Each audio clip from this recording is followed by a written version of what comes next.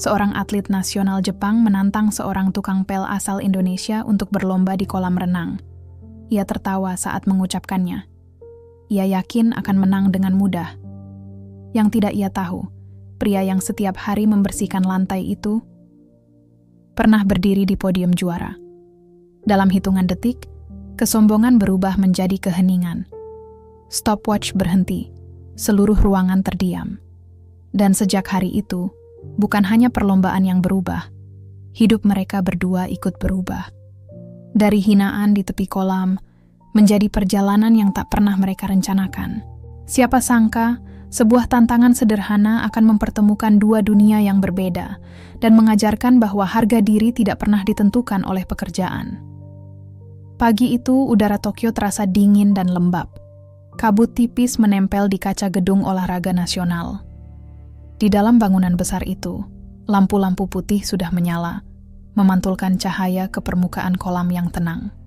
Suasana masih sepi, belum ada atlet yang datang. Di sudut ruangan, seorang pria muda mendorong ember berisi air sabun. Namanya Raffi.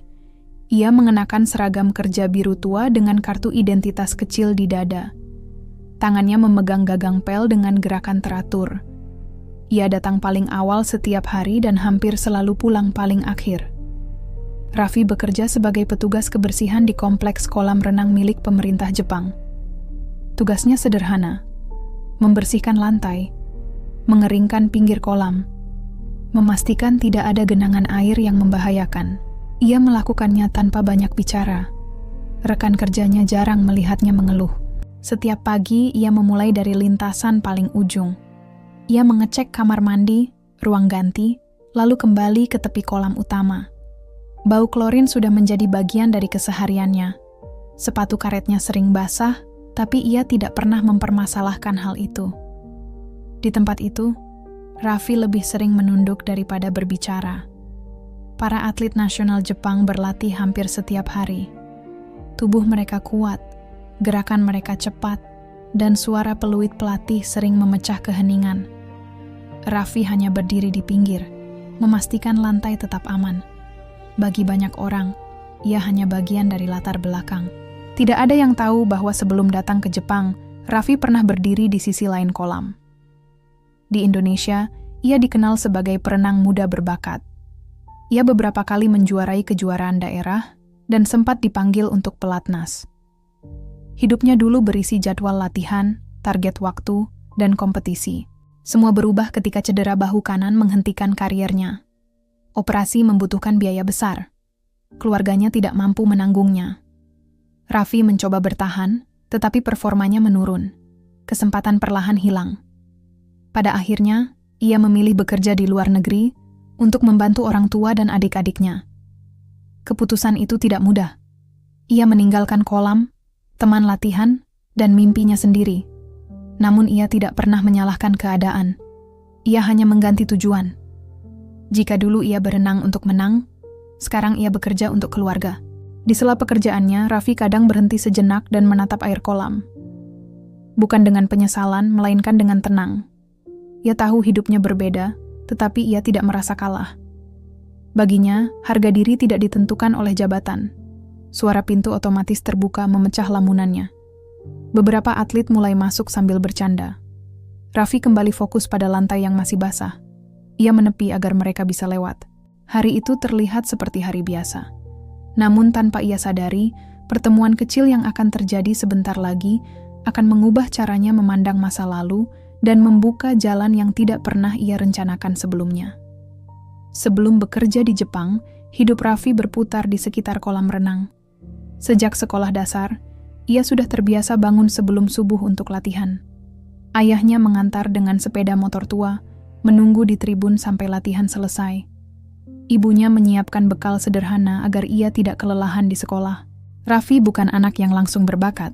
Ia kalah cepat dari beberapa temannya saat awal bergabung di klub renang kota. Namun ia punya satu kelebihan, disiplin. Ia jarang absen latihan. Saat yang lain pulang lebih dulu, ia memilih menambah beberapa putaran. Pelatihnya melihat keseriusan itu dan mulai memberi perhatian khusus. Hasilnya terlihat dalam beberapa tahun. Raffi menjuarai kejuaraan tingkat kabupaten, lalu provinsi. Namanya mulai disebut di media lokal. Ia dipanggil mengikuti seleksi pelatihan nasional. Bagi keluarganya, itu kebanggaan besar. Mereka percaya jalan hidup Raffi sudah jelas. Latihan di tingkat nasional jauh lebih keras. Jadwalnya padat, persaingan ketat, dan tekanan tinggi. Raffi berusaha menyesuaikan diri. Ia menjaga pola makan, menambah latihan beban, dan memperbaiki teknik. Targetnya sederhana, mencatat waktu terbaik dan bertahan di tim utama. Masalah muncul saat sesi latihan intensif menjelang kejuaraan penting. Dalam salah satu start, ia merasakan nyeri tajam di bahu kanan. Awalnya ia menganggap itu hanya pegal biasa. Ia tetap berlatih dan menahan sakit. Namun rasa nyeri semakin sering muncul, terutama saat melakukan gaya bebas dengan kecepatan penuh. Pemeriksaan dokter memastikan ada cedera serius pada sendi bahunya. Ia diminta berhenti total untuk pemulihan. Proses terapi memakan waktu lama dan membutuhkan biaya besar. Klub hanya menanggung sebagian, sisanya harus dibayar sendiri. Keluarga Raffi tidak memiliki tabungan cukup. Ayahnya bekerja serabutan, ibunya membuka warung kecil. Mereka mencoba meminjam uang, tetapi hasilnya terbatas. Raffi melihat beban di wajah orang tuanya. Ia mulai mempertimbangkan pilihan lain. Setelah beberapa bulan terapi, kondisi bahunya membaik, tetapi tidak kembali seperti semula. Kecepatan dan daya tahannya menurun. Saat mengikuti seleksi ulang, ia gagal mencapai standar waktu yang ditentukan. Namanya tidak lagi masuk daftar atlet utama.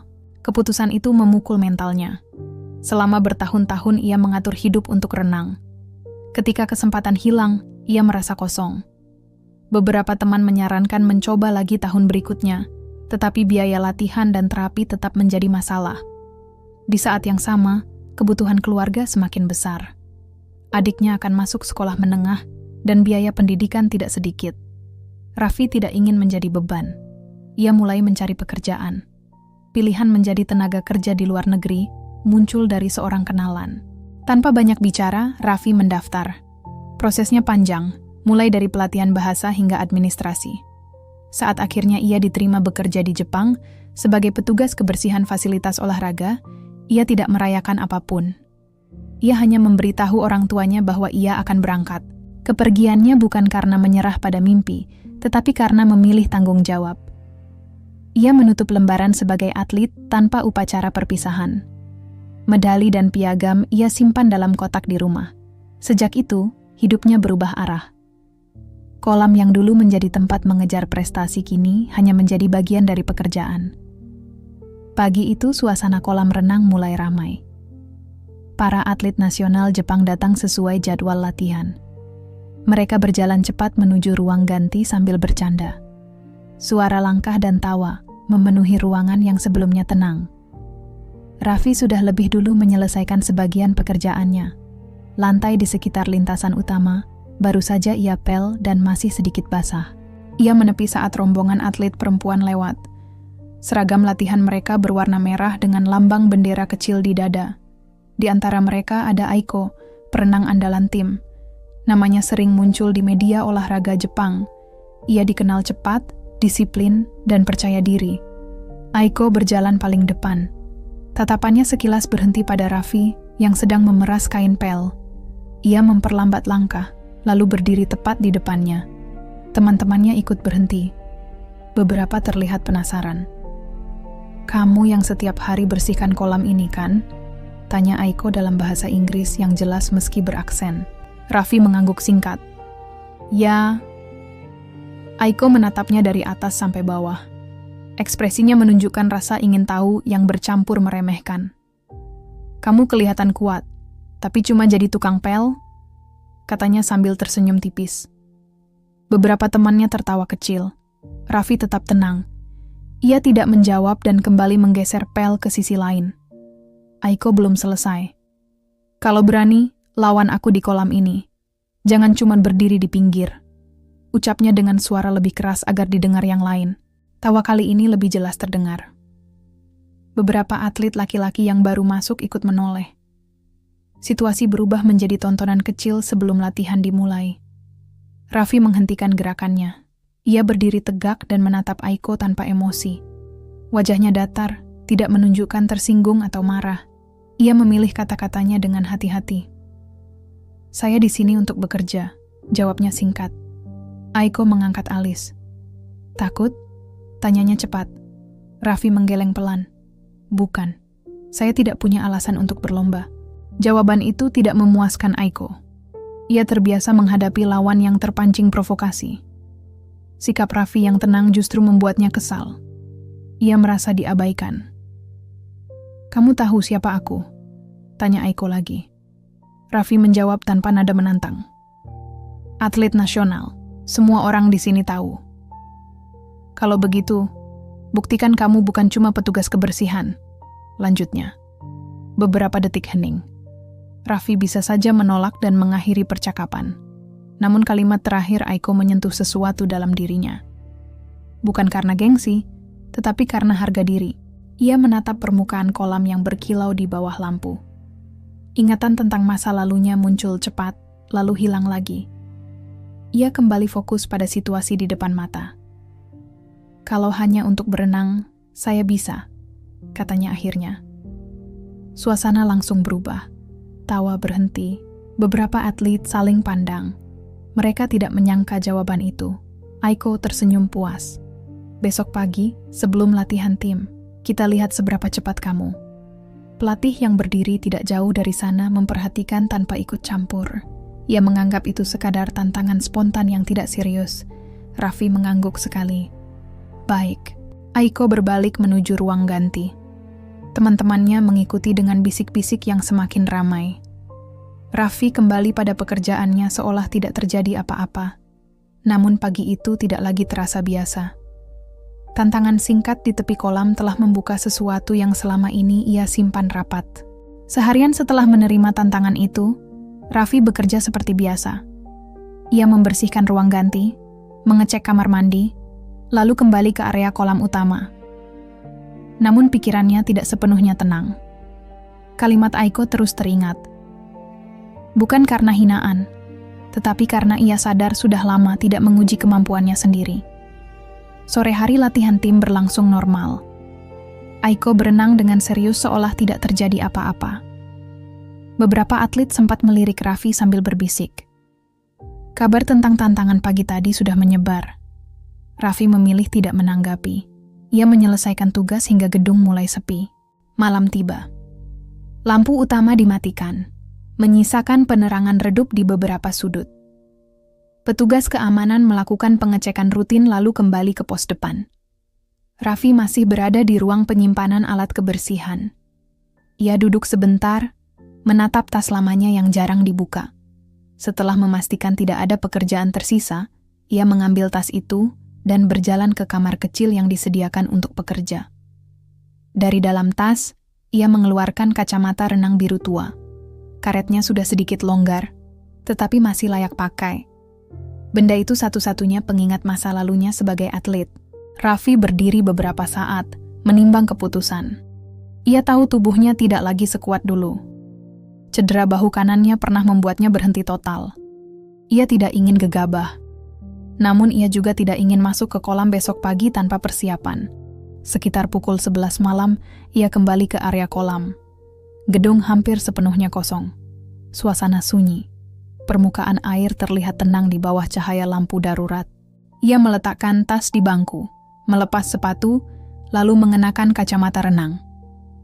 Ia menggerakkan bahu kanan perlahan untuk memastikan tidak ada rasa nyeri tajam. Ototnya terasa kaku karena lama tidak berlatih serius, tetapi masih bisa digerakkan dengan baik. Tanpa banyak pikir, ia turun ke kolam melalui tangga besi. Air terasa dingin. Tubuhnya sempat terkejut, lalu menyesuaikan. Ia menarik napas dalam dan mulai berenang perlahan menyusuri satu lintasan penuh. Gerakan pertama terasa berat. Ritme napasnya belum stabil. Ia memperlambat tempo dan fokus pada teknik dasar. Tangan masuk ke air dengan sudut yang tepat, kaki menendang teratur, kepala menoleh singkat saat mengambil napas. Beberapa putaran berikutnya terasa lebih ringan. Tubuhnya mulai mengingat pola lama yang pernah ia latih bertahun. Ia tidak memaksa kecepatan. Tujuannya bukan mencatat waktu terbaik, tetapi memastikan kontrol dan daya tahan masih ada. Setelah beberapa lintasan, bahu kanannya mulai terasa tegang. Ia berhenti di ujung kolam dan berpegangan pada dinding. Ia mengevaluasi rasa sakit itu. Tidak ada nyeri tajam, hanya kelelahan otot. Itu tanda ia harus berhati-hati. Ia beristirahat sebentar, lalu melanjutkan dengan intensitas sedikit lebih tinggi. Kali ini ia mencoba start dari dinding dan mempercepat kayuhan. Air terbelah rapi di depannya. Untuk beberapa detik, ia merasakan kembali sensasi lama saat berlomba. Latihan malam itu tidak berlangsung lama. Ia keluar dari kolam sebelum tubuhnya benar-benar lelah. Ia tahu batasnya. Raffi mengeringkan badan, menyimpan kembali kacamata renang, dan memastikan area tetap bersih. Sebelum pergi, ia berdiri sebentar menatap lintasan yang akan dipakai besok pagi. Ia tidak merasa gugup, tetapi juga tidak meremehkan lawan. Ia sadar Aiko adalah atlet aktif dengan latihan teratur. Raffi kembali ke kamarnya dengan langkah tenang. Tantangan sudah diterima. Persiapan sudah dimulai. Besok pagi bukan soal membuktikan siapa yang lebih hebat, melainkan memastikan dirinya sendiri belum benar-benar hilang dari air. Raffi bangun lebih awal dari biasanya. Tubuhnya masih terasa pegal setelah latihan malam, tetapi kondisinya cukup stabil.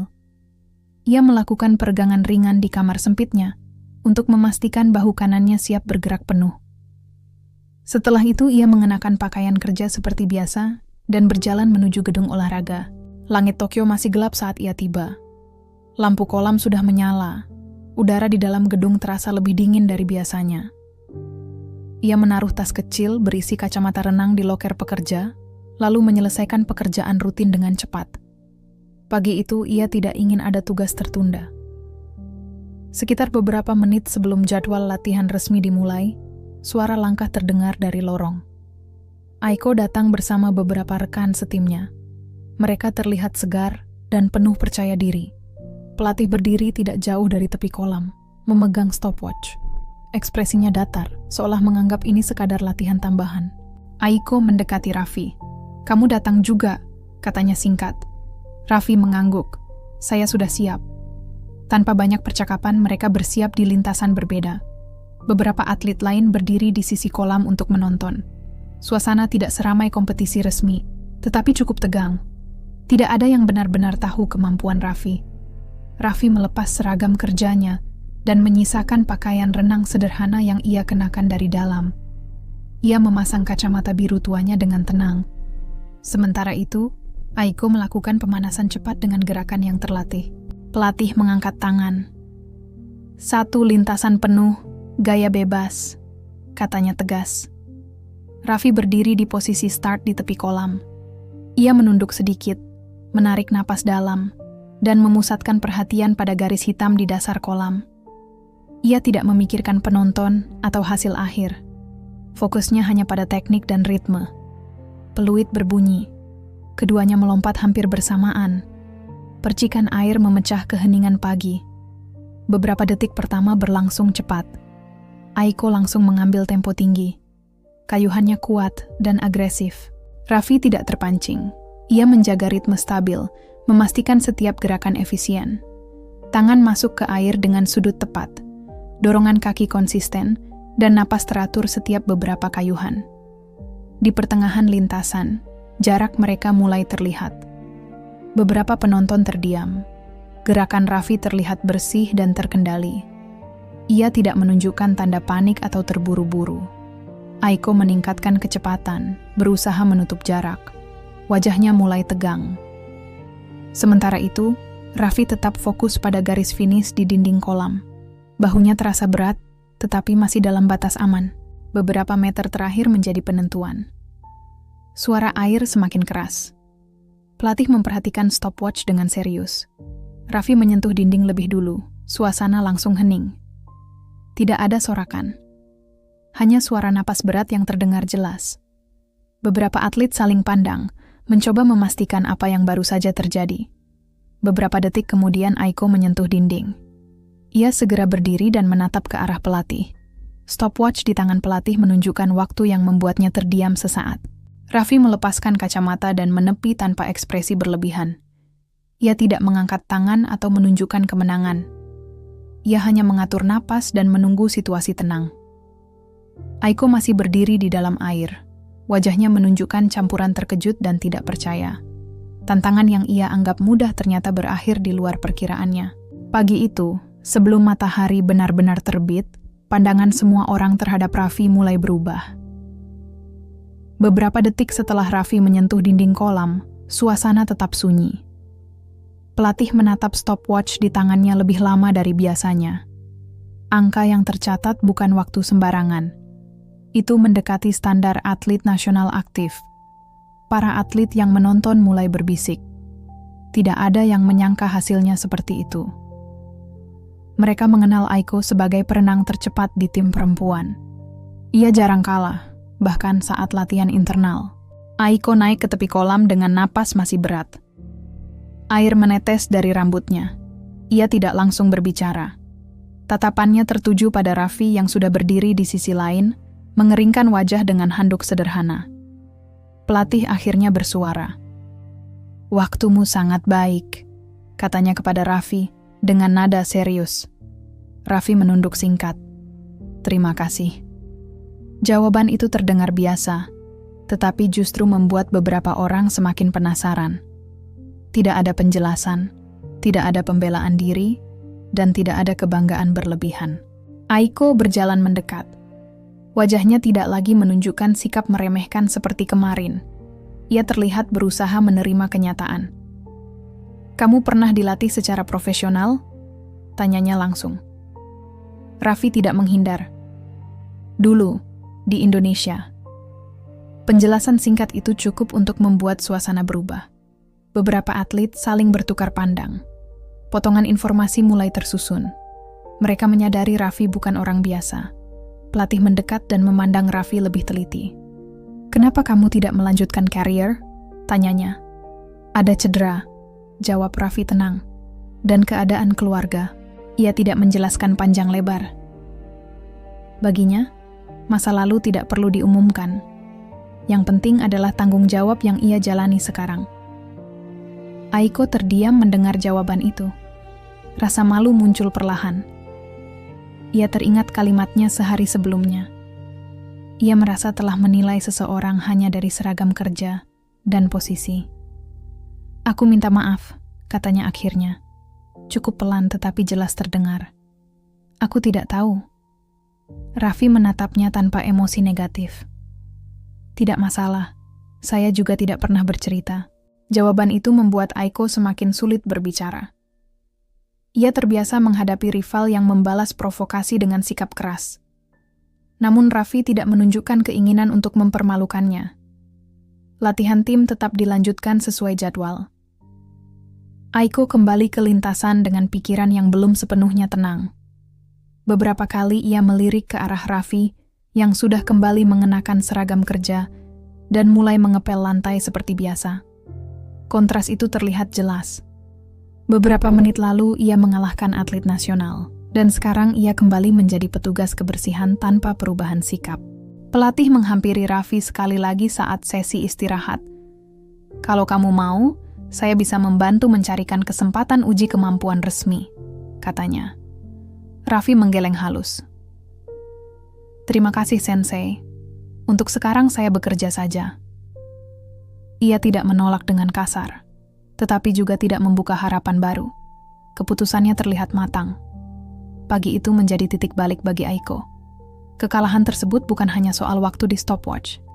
Ia merasa kehilangan sesuatu yang lebih besar, yaitu kesadaran bahwa selama ini ia terlalu percaya diri. Raffi menyelesaikan pekerjaannya tanpa banyak bicara. Namun keheningan yang ia tinggalkan di kolam pagi itu lebih kuat daripada sorakan kemenangan manapun. Kabar kemenangan Raffi menyebar cepat di dalam kompleks olahraga. Para atlet membicarakannya di ruang ganti dan kantin. Beberapa menganggap itu kebetulan. Sebagian lain percaya Raffi memang memiliki kemampuan tinggi. Situasi ini membuat pelatih merasa perlu memastikan semuanya secara terbuka. Sore itu, setelah sesi latihan utama selesai, pelatih memanggil Aiko dan Raffi ke tepi kolam. "Kita adakan pertandingan ulang," katanya tegas, agar tidak ada spekulasi. Aiko langsung mengangguk. Ia ingin membuktikan bahwa kekalahannya bukan karena lengah. Raffi tidak menunjukkan keberatan. Baginya, keputusan itu bukan masalah besar. Berita pertandingan ulang diumumkan kepada seluruh tim. Beberapa staf dan atlet tambahan datang untuk menonton. Tribun kecil di sisi kolam terisi lebih banyak orang dibanding pagi sebelumnya. Suasana terasa resmi meski bukan kompetisi formal. Raffi menyelesaikan pekerjaannya lebih awal. Ia kembali mengenakan pakaian renang sederhana yang sama. Tidak ada perlengkapan mahal atau pelatih pribadi yang mendampinginya. Ia melakukan pemanasan singkat dan peregangan untuk menjaga kondisi bahunya. Aiko tampak lebih fokus dari sebelumnya. Ia melakukan pemanasan lebih lama, mencoba menyiapkan fisik dan mental. Wajahnya serius. Tidak ada lagi senyum meremehkan. Pelatih berdiri di tengah dengan stopwatch di tangan. Satu lintasan bolak-balik, gaya bebas, katanya jelas. Jarak lebih panjang dari pertandingan pertama. Tantangan ini akan menguji daya tahan. Raffi berdiri di lintasan 4. Aiko di lintasan 2. Penonton terdiam saat pelatih memberi aba-aba. Ketika peluit berbunyi, keduanya meluncur bersamaan ke dalam air. Kali ini Aiko memulai dengan kontrol lebih baik. Ia tidak langsung memaksakan tempo. Gerakannya efisien dan terukur. Raffi juga menjaga ritme stabil, memastikan setiap kayuhan efektif. Di setengah lintasan pertama, jarak mereka sangat tipis. Penonton mulai serius memperhatikan. Tidak ada yang berbicara. Saat berbalik di ujung kolam, Aiko mencoba meningkatkan kecepatan. Ia menekan tenaga lebih besar pada dorongan kaki. Air terbelah cepat di depannya. Raffi merasakan tekanan itu, tetapi ia tidak terburu-buru. Ia mempertahankan teknik yang rapi. Pengalaman bertahun-tahun membuatnya paham kapan harus menambah kecepatan. Memasuki bagian akhir, keduanya hampir sejajar. Beberapa atlet berdiri tanpa sadar karena tegang. Pelatih menatap stopwatch tanpa berkedip. 5 meter terakhir menjadi penentuan. Aiko mengeluarkan sisa tenaga. Bahunya mulai berat, napasnya lebih cepat. Raffi meningkatkan tempo secara bertahap, tetap menjaga kontrol. Dalam sentuhan terakhir, Raffi kembali mencapai dinding lebih dulu, meski selisihnya tipis. Beberapa detik kemudian, Aiko menyentuh dinding. Tidak ada sorakan keras. Hanya hembusan napas lega dan bisik kagum. Pelatih melihat hasil waktu lalu mengangguk pelan. Konsisten, ucapnya singkat. Aiko berdiri di dalam air, menatap ke depan dengan ekspresi campuran antara lelah dan menerima kenyataan. Kali ini ia tidak merasa dipermalukan. Ia tahu lawannya memang unggul secara teknik dan pengalaman. Raffi keluar dari kolam dan langsung mengambil handuk. Ia tidak memberi komentar panjang. Ketika Aiko mendekat, ia hanya berkata, "Kamu sudah jauh lebih baik." Kalimat itu bukan sindiran, itu pengakuan jujur. Pertandingan ulang tersebut mengakhiri keraguan banyak orang. Raffi bukan sekadar petugas kebersihan yang beruntung. Ia mantan atlet dengan kemampuan nyata. Namun yang membuat orang terkesan bukan hanya kecepatannya, melainkan sikapnya yang tetap sederhana setelah menang 2 kali. Setelah pertandingan ulang selesai, suasana di tim berubah. Tidak ada lagi bisik meremehkan saat Raffi lewat. Beberapa atlet mulai menyapanya lebih dulu. Mereka melihatnya dengan sudut pandang berbeda. Namun Raffi tetap menjalankan tugas seperti biasa, seolah tidak ada yang istimewa. Aiko tidak bisa langsung melupakan kejadian itu. Kekalahan kedua membuatnya berpikir lebih dalam. Ia terbiasa menang sejak kecil. Dalam setiap kejuaraan, ia diajarkan untuk fokus pada target waktu dan posisi. Ia jarang mempertanyakan makna di balik latihan yang dijalani. Sore itu, setelah sesi latihan selesai, Aiko duduk sendiri di bangku tepi kolam. Gedung mulai sepi. Ia melihat ke arah lintasan tempat ia berlomba tadi. Dalam pikirannya, ia mengulang setiap gerakan. Ia sadar tekniknya sudah maksimal, tetapi tetap tertinggal. Beberapa menit kemudian, Raffi datang untuk membersihkan area tersebut. Ia mendorong ember dan mulai mengeringkan lantai. Aiko berdiri dan mendekat tanpa membawa sikap defensif. "Aku ingin bertanya," katanya langsung. Raffi menghentikan gerakan dan menunggu. Kenapa gerakanmu terlihat ringan? Seolah kamu tidak memaksakan tenaga, lanjut Aiko. Raffi berpikir sejenak sebelum menjawab. Saya hanya mengikuti ritme. Kalau terlalu memaksa, tenaga cepat habis. Jawaban itu terdengar sederhana, tetapi Aiko merasa ada makna lebih dalam. Aku selalu berenang dengan tekanan. Target waktu, peringkat, sponsor. Mungkin itu membuatku tegang, ujarnya jujur. Raffi mengangguk pelan. Tekanan memang perlu, tapi kalau terlalu besar, gerakan jadi kaku. Aiko memperhatikan cara Raffi berbicara. Ia tidak terdengar seperti orang yang ingin menggurui. Ucapannya singkat dan langsung pada inti masalah. Apa kamu tidak ingin kembali jadi atlet? Tanya Aiko. Raffi melanjutkan pekerjaannya sambil menjawab, keinginan itu ada, tapi tanggung jawab saya sekarang berbeda. Ia tidak menyalahkan cedera atau keadaan. Ia menerima kenyataan dengan sikap realistis. Percakapan itu membuat Aiko melihat sisi lain dari kompetisi. Selama ini ia mengukur keberhasilan dari medali dan catatan waktu. Ia jarang memikirkan kondisi mentalnya sendiri. Beberapa hari berikutnya, Aiko mulai mencoba pendekatan berbeda saat latihan. Ia mengurangi tekanan pada dirinya. Ia fokus pada teknik dan pernapasan, bukan hanya kecepatan. Hasilnya tidak langsung terlihat drastis, tetapi ia merasa lebih stabil. Pelatih memperhatikan perubahan itu. Kamu lebih tenang, komentarnya suatu pagi. Aiko mengangguk. Ia tidak menjelaskan detailnya, tetapi ia tahu percakapan dengan Raffi memengaruhi cara pandangnya. Sementara itu, Raffi tetap menjaga jarak profesional. Ia tidak ikut campur dalam strategi tim. Ia hanya menjawab jika ditanya. Sikapnya yang konsisten membuat beberapa atlet menghormatinya, tanpa perlu penjelasan panjang. Hubungan Aiko dan Raffi berubah dari sekadar tantangan menjadi diskusi singkat yang saling menghargai. Tidak ada lagi nada merendahkan. Tidak ada sindiran. Bagi Aiko, pelajaran terbesar bukan soal kalah atau menang. Ia mulai memahami bahwa kemampuan fisik saja tidak cukup. Cara berpikir dan sikap terhadap tekanan memegang peran besar. Di tepi kolam yang sama, keduanya berdiri dalam posisi berbeda, tetapi dengan pemahaman baru. Tanpa banyak kata, mereka sama-sama belajar melihat olahraga bukan hanya sebagai ajang pembuktian, melainkan sebagai proses membentuk diri. Beberapa hari setelah pertandingan ulang, Aiko membuat keputusan yang tidak ia ceritakan kepada siapapun. Ia membuka loker pribadinya dan mengeluarkan piala emas yang pernah ia menangkan dalam kejuaraan internasional. Benda itu selama ini menjadi simbol kebanggaan dan identitasnya sebagai atlet unggulan. Ia memegang piala tersebut cukup lama. Dulu, setiap kali melihatnya, ia merasa percaya diri. Namun sekarang perasaannya berbeda. Ia mulai menyadari bahwa medali dan piala tidak selalu mencerminkan kualitas diri secara utuh. Pagi itu ia datang lebih awal ke gedung olahraga. Kolam masih sepi. Raffi sudah berada di sana, membersihkan pinggir lintasan seperti biasa. Ia bekerja dengan ritme yang teratur, tanpa terganggu oleh suasana. Aiko berjalan mendekat sambil membawa kotak kaca berisi piala. Raffi melihatnya sekilas, lalu kembali fokus pada lantai.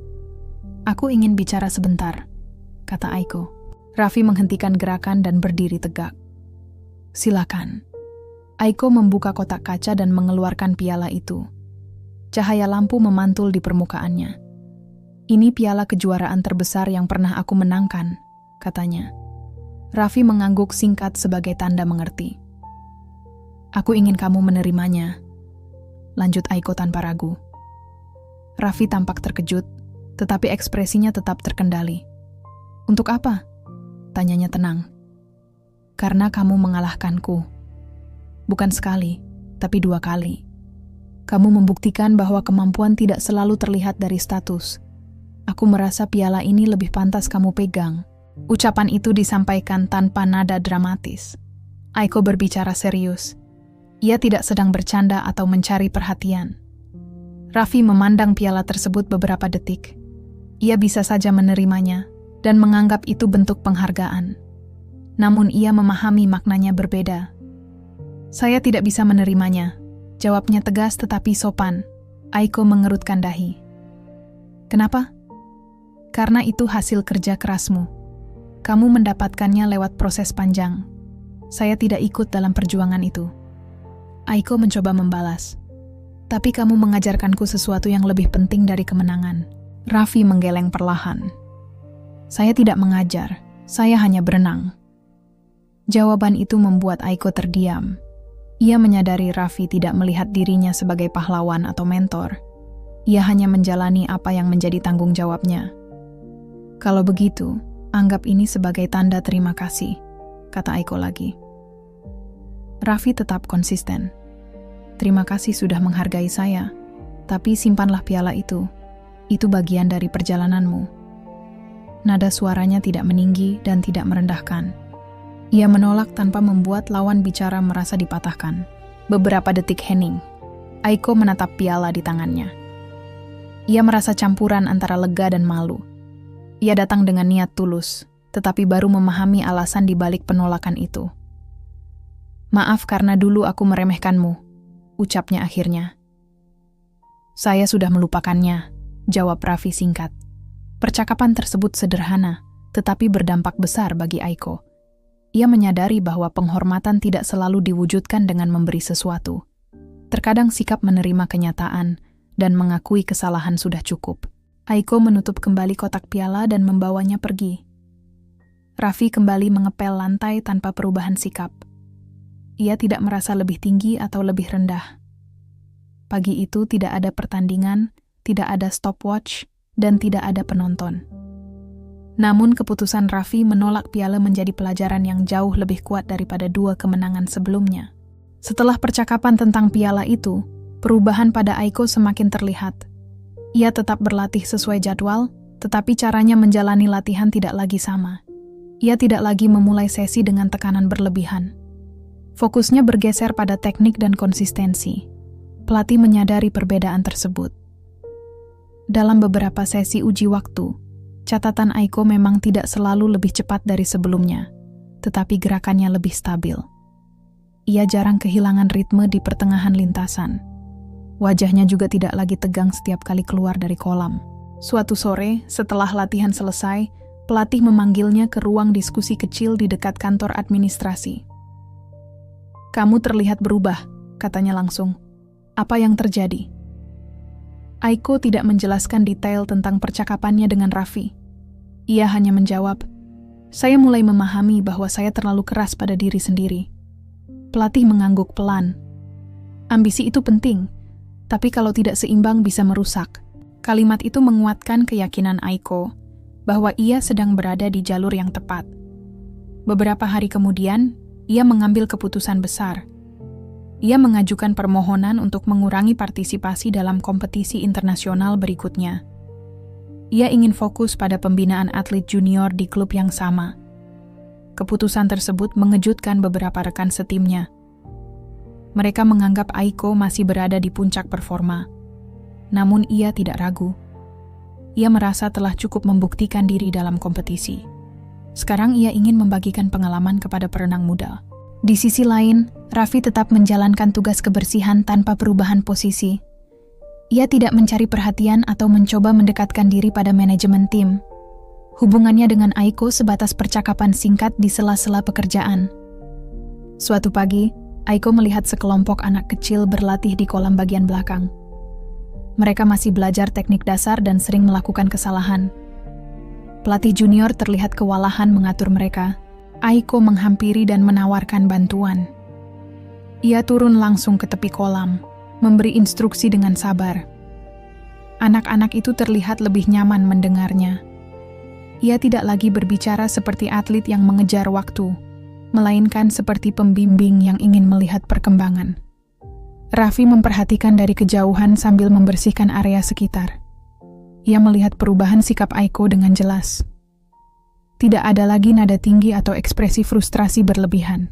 Beberapa minggu kemudian, manajemen resmi menunjuk Aiko sebagai asisten pelatih untuk kelompok usia muda. Ia menerima tanggung jawab itu dengan serius. Ia menyusun jadwal latihan sederhana dan menekankan pentingnya teknik yang benar sejak awal. Hubungan antara Aiko dan Raffi tetap tenang. Mereka sesekali berdiskusi singkat tentang latihan atau teknik pernapasan. Tidak ada pembicaraan pribadi yang berlebihan. Bagi Aiko, pertemuan dengan Raffi menjadi titik evaluasi diri. Ia tidak lagi melihat olahraga hanya sebagai ajang pembuktian status. Ia mulai memahami bahwa peran seorang atlet tidak berhenti pada podium. Sementara itu, Raffi tetap pada jalurnya. Ia bekerja untuk keluarga dan menjaga profesionalisme.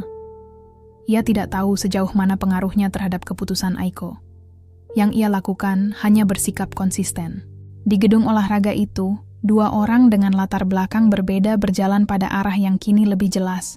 Satu memilih membimbing generasi berikutnya, dan satu lagi tetap menjalankan tanggung jawabnya tanpa mencari pengakuan. Waktu berjalan cepat. Sudah hampir 3 tahun Raffi bekerja di kompleks olahraga itu. Rutinitasnya tidak banyak berubah.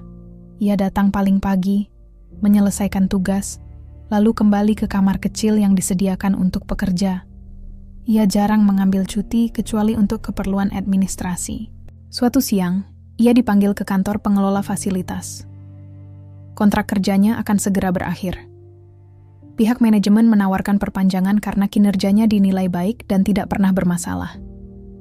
Ia diberi waktu beberapa hari untuk memberi jawaban. Raffi tidak langsung menjawab. Malam itu ia menelepon orang tuanya di Indonesia. Ayahnya sudah tidak sekuat dulu untuk bekerja berat. Adiknya hampir menyelesaikan sekolah menengah dan membutuhkan biaya lanjutan. Tabungan yang Raffi kirim selama ini cukup membantu. Tetapi ia merasa tanggung jawabnya belum selesai. Setelah berpikir matang, ia memutuskan tidak memperpanjang kontrak. Ia ingin pulang dan mencari pekerjaan di tanah air agar lebih dekat dengan keluarga. Keputusan itu bukan karena tidak nyaman di Jepang, melainkan karena prioritasnya berubah. Beberapa hari kemudian, ia menyampaikan keputusan tersebut kepada manajemen. Mereka menghargai pilihannya dan menyelesaikan proses administrasi tanpa kendala. Kabar itu akhirnya sampai ke tim atlet, termasuk Aiko. Aiko mendatangi Raffi saat ia sedang menyusun peralatan kebersihan. "Kamu benar akan pulang?" tanyanya langsung. Raffi mengangguk. "Kontrak saya selesai bulan ini." "Kenapa tidak diperpanjang?" lanjut Aiko. "Saya ingin dekat dengan keluarga," jawabnya singkat. Jawaban itu sederhana dan sulit dibantah. Aiko memahami alasan tersebut. Ia hanya terdiam beberapa saat sebelum berkata, "Terima kasih untuk semua yang sudah kamu ajarkan." Raffi terlihat sedikit bingung. "Saya tidak merasa mengajarkan apa-apa." "Kamu mengajarkan lewat sikap," balas Aiko tenang. Menjelang hari terakhirnya bekerja, beberapa staf dan atlet memberikan ucapan perpisahan sederhana. Tidak ada acara besar. Hanya kartu ucapan dan makanan ringan di ruang istirahat. Raffi menerima semuanya dengan rasa terima kasih tanpa berlebihan. Pada pagi terakhir, ia tetap datang lebih awal seperti biasa. Ia membersihkan lintasan utama dengan teliti. Tidak ada perubahan ritme. Bagi Raffi, menyelesaikan pekerjaan dengan baik adalah bentuk tanggung jawab terakhirnya di tempat itu. Aiko datang lebih awal dari biasanya. Ia berdiri di tepi kolam sambil memperhatikan Raffi bekerja. Ketika Raffi selesai, mereka berdiri berhadapan tanpa banyak orang di sekitar. "Apa rencanamu setelah pulang?" tanya Aiko.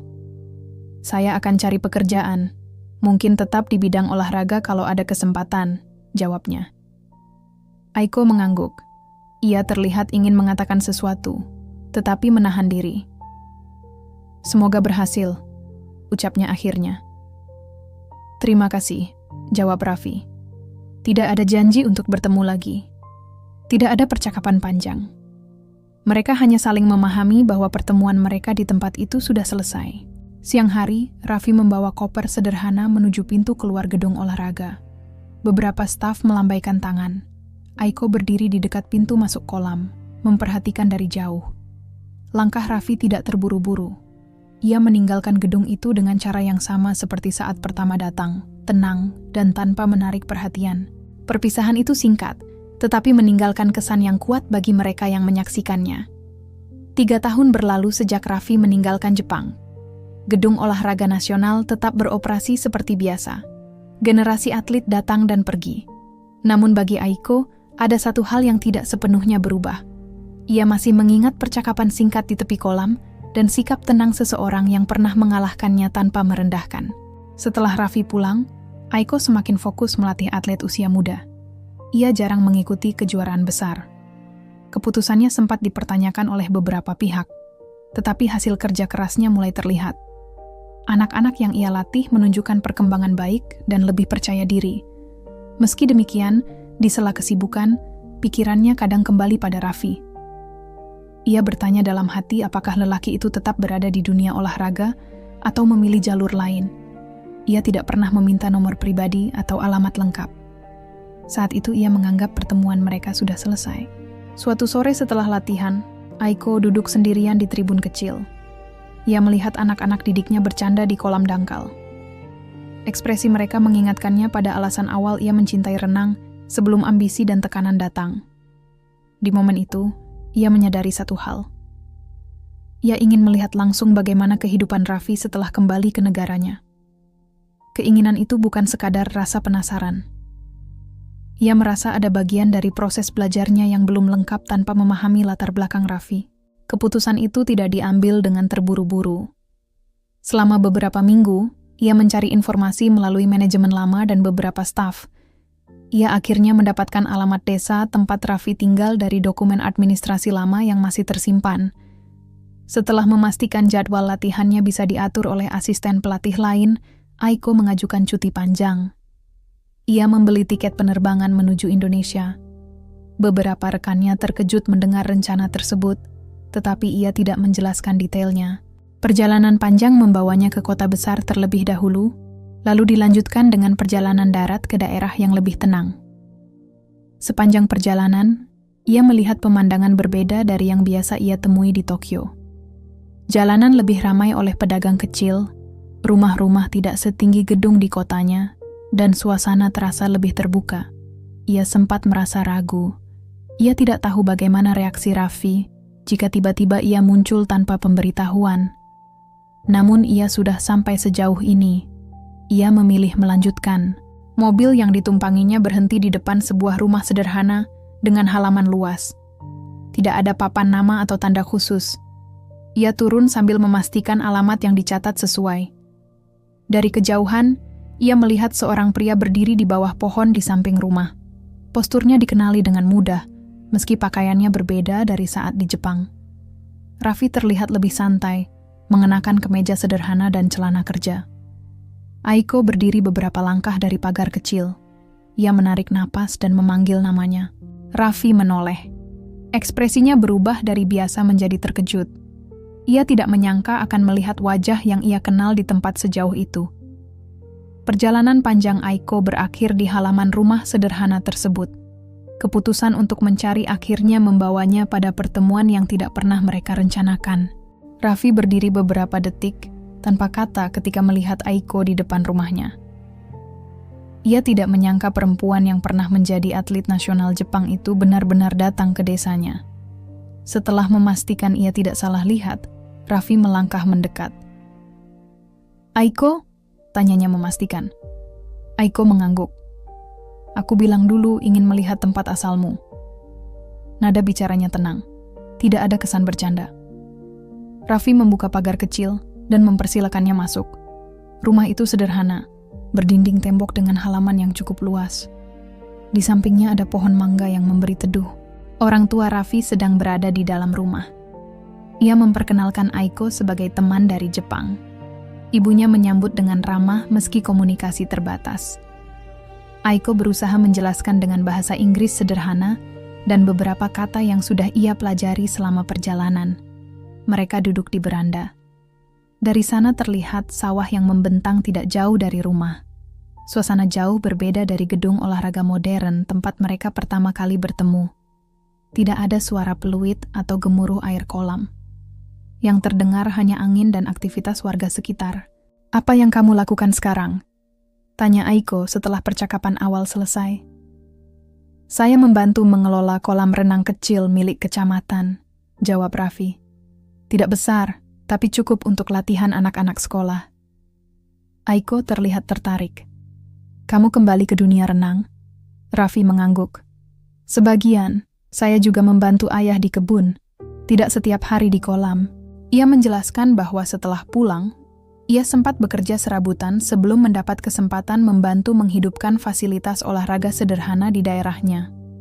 Ia tidak mengejar kompetisi besar.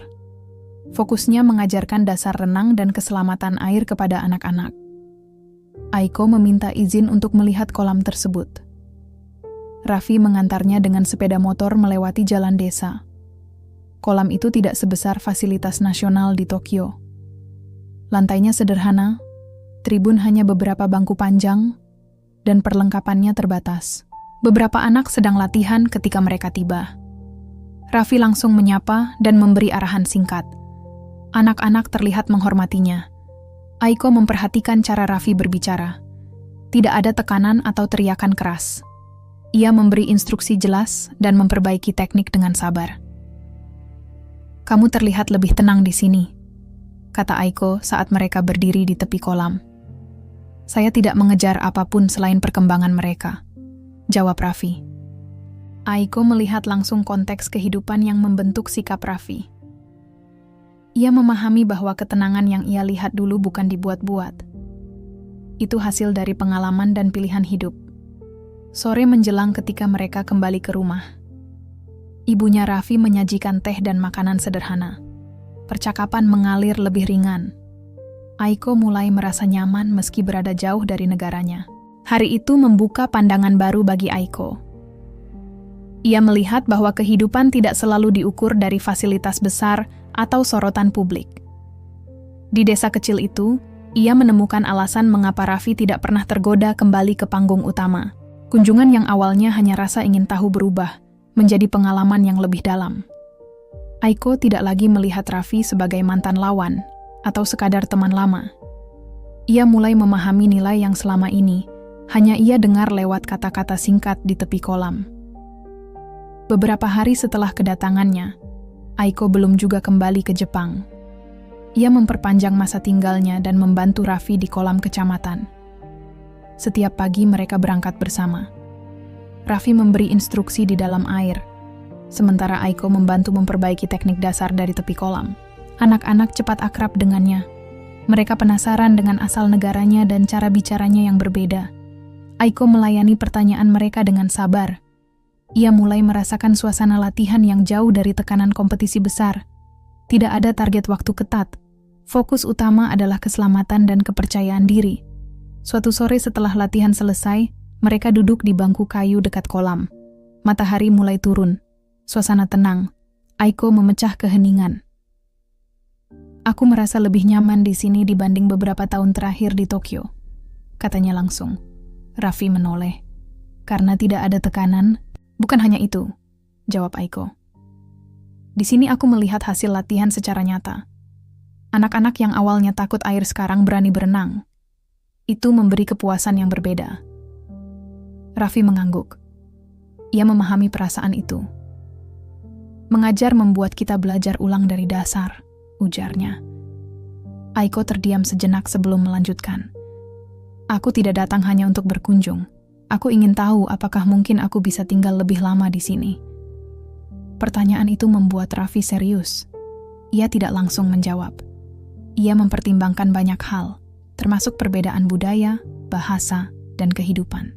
Kehidupan di sini sederhana, katanya akhirnya. Tidak seperti di kota besar. Fasilitas terbatas.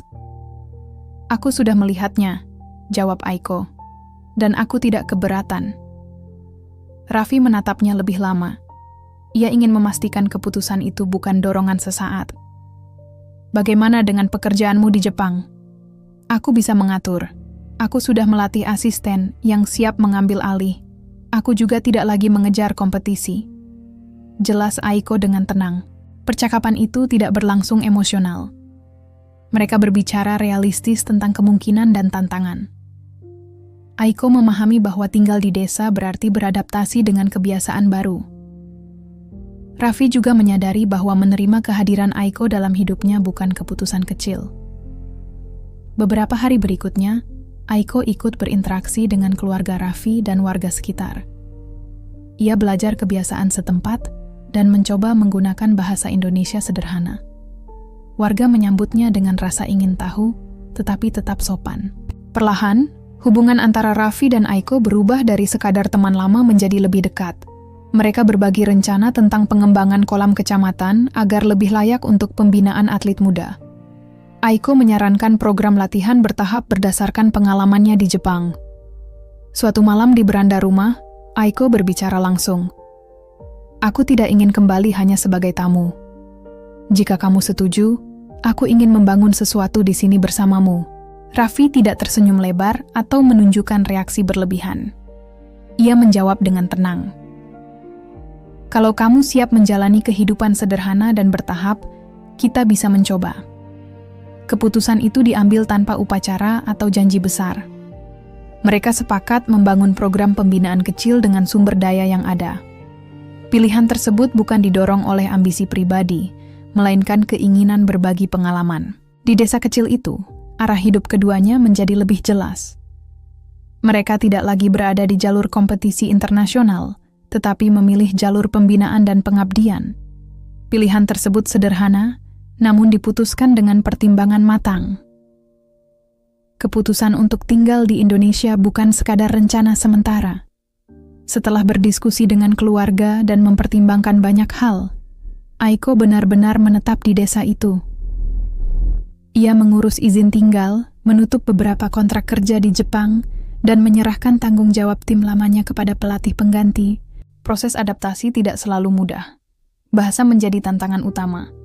Meski sudah belajar dasar-dasarnya, ia tetap sering salah mengucapkan kata.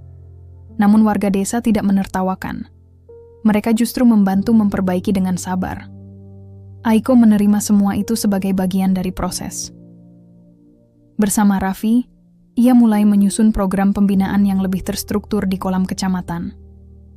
Mereka membagi kelompok latihan berdasarkan usia dan kemampuan.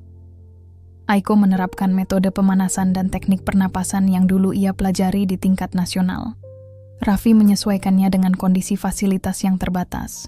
Perubahan terlihat perlahan. Anak-anak menjadi lebih disiplin. Beberapa mulai menunjukkan bakat yang menonjol. Orang tua mereka ikut mendukung dengan membantu membersihkan area kolam atau memperbaiki perlengkapan sederhana. Setelah beberapa bulan, mereka mengadakan lomba kecil antar sekolah di kecamatan tersebut. Acara itu sederhana, tanpa sponsor besar atau hadiah mahal. Namun antusiasme warga tinggi. Bagi banyak anak, itu pengalaman pertama berlomba di depan keluarga. Aiko berdiri di tepi kolam sambil memegang stopwatch. Ia tidak lagi merasa tegang seperti saat masih menjadi atlet nasional. Ia justru merasa bangga melihat keberanian anak-anak yang berani melompat dan menyelesaikan lintasan. Di sisi lain, Raffi mengatur jalannya acara dengan tenang. Ia memastikan setiap peserta mendapat giliran adil dan kondisi kolam aman. Kerjasama mereka terlihat jelas tanpa perlu banyak instruksi. Beberapa waktu kemudian, hubungan mereka semakin serius. Tidak ada lamaran mewah atau pesta besar. Raffi berbicara langsung kepada orang tuanya dan keluarga Aiko yang datang dari Jepang untuk bertemu. Pembicaraan dilakukan secara terbuka dan sederhana. Pernikahan mereka dilaksanakan di desa dengan konsep yang tidak berlebihan. Warga ikut membantu persiapan. Keluarga Aiko menerima keputusan tersebut setelah melihat kesungguhan keduanya. Acara berlangsung tertib dan hangat tanpa kemewahan. Setelah menikah, mereka tetap menjalankan rutinitas yang sama. Pagi hari di kolam, sore membantu keluarga, atau merencanakan pengembangan fasilitas. Mereka tidak mengejar pengakuan luas. Fokus utama tetap pada pembinaan anak-anak. Beberapa tahun kemudian, salah satu murid mereka berhasil lolos seleksi tingkat provinsi. Itu menjadi pencapaian besar bagi kolam kecil tersebut.